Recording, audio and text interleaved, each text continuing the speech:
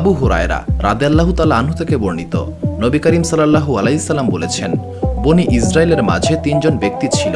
একজন ছিল কুষ্ঠরোগী, একজন ছিল টেকো এবং বাকি একজন ছিল অন্ধ। মহান আল্লাহ তাআলা তাদেরকে পরীক্ষা করতে চাইলেন এবং তাদের কাছে একজন ফেরেশতাকে পাঠালেন। উক্ত ফেরেশতা কুষ্ঠরোগীর কাছে গিয়ে বললেন, তোমার সবচেয়ে পছন্দের জিনিস কোনটি? কুষ্ঠরোগী বলল, আমাকে আমার চামড়ার কারণে মানুষ ঘৃণা করে। আমি এই রোগ থেকে মুক্ত হতে চাই এবং আমার শরীরে সুন্দর চামড়া চাই। তখন ফেরেশতা কুষ্ঠরোগীর শরীরে হাত বুলিয়ে দিলেন। এর ফলে সে সুস্থ হয়ে গেল এবং সুন্দর চামড়ার অধিকারী হলো। এরপর ফেরেশতা আবারও বললেন, কেমন সম্পদ তুমি পছন্দ করো? সে বলল, উট অথবা গরু।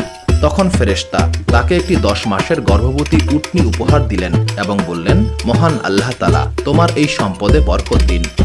তারপর ফেরেশতা টেকো ব্যক্তির কাছে উপস্থিত হয়ে বললেন, তোমার সবচেয়ে পছন্দের জিনিস কোনটি? টেকো ব্যক্তি বলল, এই টাকের কারণে মানুষ আমাকে ঘৃণা করে। আমি এই টাক থেকে মুক্তি চাই এবং সুন্দর চুল চাই।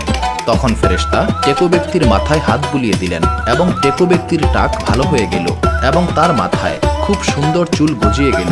এবার ফেরেশতা বললেন, তুমি কেমন সম্পদ পছন্দ করো?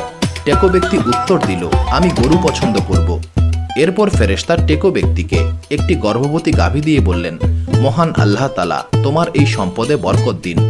এবার ফেরেশতা অন্ধ ব্যক্তির কাছে এসে বললেন, তুমি মহান আল্লাহ তাআলার কাছে কি চাও? সে বলল, আমি চাই মহান আল্লাহ তাআলা যেন আমার দৃষ্টিশক্তি ফিরিয়ে দেন, আমি যেন এই দুনিয়ার সৌন্দর্য উপভোগ করতে পারি। ফেরেশতা তখন অন্ধ ব্যক্তির চোখে হাত বুলিয়ে দিলেন। অন্ধ ব্যক্তি দৃষ্টি ফিরে পেল। এবার ফেরেশতা বললেন, তুমি কেমন সম্পদ চাও? অন্ধ ব্যক্তি বলল, আমি ছাগল চাই।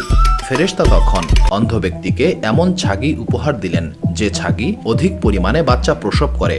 এরপর উট, গাভী এবং ছাগলের বাচ্চা হলো এবং উক্ত 3 ব্যক্তি প্রচুর পরিমাণে উট, গরু এবং ছাগলের মালিক হলো।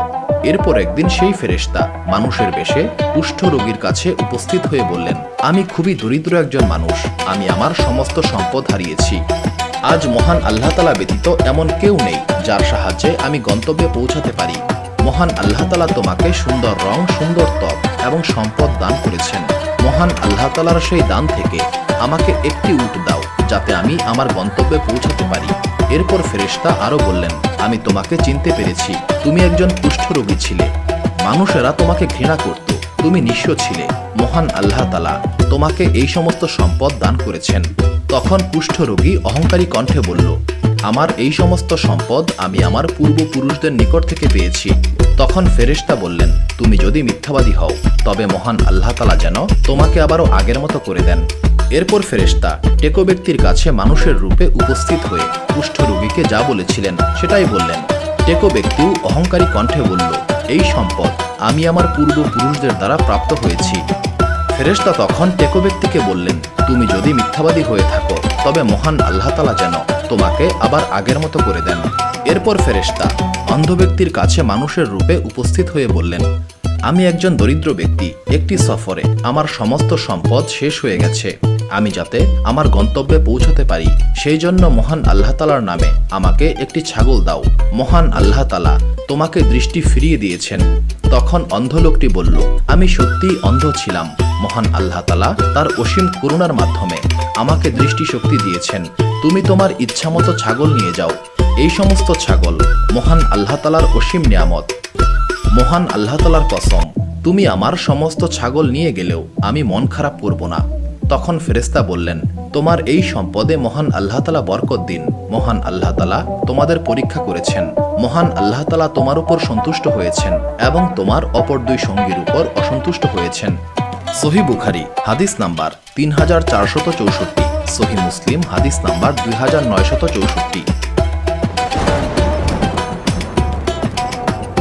আবু হুরায়রা রাদিয়াল্লাহু তাআলা আনহু থেকে বর্ণিত, নবী করিম সাল্লাল্লাহু আলাইহি সাল্লাম বলেছেন, বনি ইসরায়েলের ইতিহাসে মাত্র 3 জন ব্যক্তি দোলনায় থাকা অবস্থায় কথা বলেছেন। তাদের মধ্যে একজন হলেন ঈসা ইবনে মারিয়াম আলাইহিস সালাম এবং আরেকজন হলেন জুরাইজ নামক একজন আবেদ বান্দা। জুরাইজ অত্যন্ত ধার্মিক একজন ব্যক্তি ছিলেন। তিনি নিজের জন্য একটি ইবাদতখানা তৈরি করেছিলেন এবং সেখানেই তিনি ইবাদতে মগ্ন থাকতেন। একদিন জুরাইজের মা উক্ত ইবাদতখানায় এসে বললেন, হে জুরাইজ। জুরাইজ তখন সলাত আদায় মগ্ন ছিলেন। তিনি মনে মনে বললেন, হে আমার আল্লাহ তাআলা, আমার মা নাকি আমার সলাত? জুরাইজ সলাতেই মগ্ন ছিলেন এবং তার মা চলে গেলেন। পরের দিন জুরাইজের মা আবারও এসে ডাকলেন, কিন্তু জুরাইজ সেদিনও সলাতে মগ্ন ছিলেন। তিনি আবারও মনে মনে বললেন, হে আমার আল্লাহ তাআলা, আমার মা নাকি আমার সলাত? তিনি সলাতে মগ্ন থাকলেন এবং তার মা আবারও চলে গেলেন। তৃতীয় দিন একই ঘটনা ঘটল। জুরাইজের মা তাকে ডাক দিলেন, কিন্তু জুরাইজ সলাতে মগ্ন ছিলেন। তিনি আবারও মনে মনে বললেন, হে আমার আল্লাহ তাআলা, আমার মা নাকি সলাত? তিনি সলাতেই মগ্ন ছিলেন। এবার জুরাইজের মা রাগান্বিত হয়ে বললেন, হে আমার আল্লাহ তাআলা, তুমি জুরাইজকে মৃত্যু দিও না, যতক্ষণ না পর্যন্ত সে একজন ব্যভিচারী মহিলার চেহারা দেখে। বনি ইসরায়েলে কিছু খারাপ মানুষ ছিল যারা জুরাইজকে হিংসা করত। উক্ত এলাকায় একজন সুন্দরী কিন্তু পাপিষ্ঠা মহিলা ছিলেন। সে জুরাইজের পবিত্রতা নষ্ট করার পরিকল্পনা করেছিল। উক্ত মহিলা বলল, যদি তোমরা চাও আমি জুরাইজকে বিভ্রান্ত করতে পারি। খারাপ লোকেরা মহিলার এই কথায় সম্মতি দিল। ব্যভিচারী মহিলা তখন জুরাইজের ইবাদতখানার কাছে গিয়ে তাকে বিভ্রান্ত করার চেষ্টা করল, কিন্তু জুরাইজ উক্ত মহিলাকে কোনো পাত্তাই দিল না।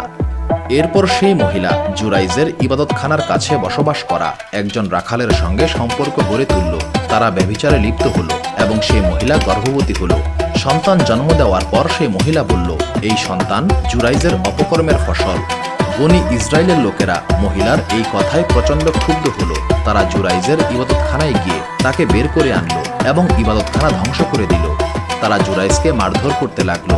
তারা বলল, তুমি এই মহিলার সঙ্গে অপকর্মে লিপ্ত হয়েছ, তোমার এই অপকর্মের ফলে এই সন্তানের জন্ম হয়েছে। তখন জুরাইজ বললেন, তোমরা আমাকে একটু সময় দাও, আমি সলাত আদায় করব। এরপর জুরাইজ সলাত আদায় করে সেই শিশুটির কাছে গিয়ে তার পেটে হালকা খোঁচা দিয়ে বললেন, হে শিশু, তোমার পিতা কে? শিশুটি তখন উত্তর দিল, অমুক রাখাল আমার পিতা। শিশুর এই কথা শুনে সবাই বুঝতে পারল যে জুরাইজ নির্দোষ। তারা লজ্জিত হলো এবং জুরাইজের কাছে ক্ষমা চাইল। তারা বলল, আমরা তোমার ইবাদতখানা সোনা দিয়ে নির্মাণ করে দেব। জুরাইজ বললেন, আমি চাকচিক্য চাই না, আগের মতোই মাটি দিয়ে নির্মাণ করে দাও।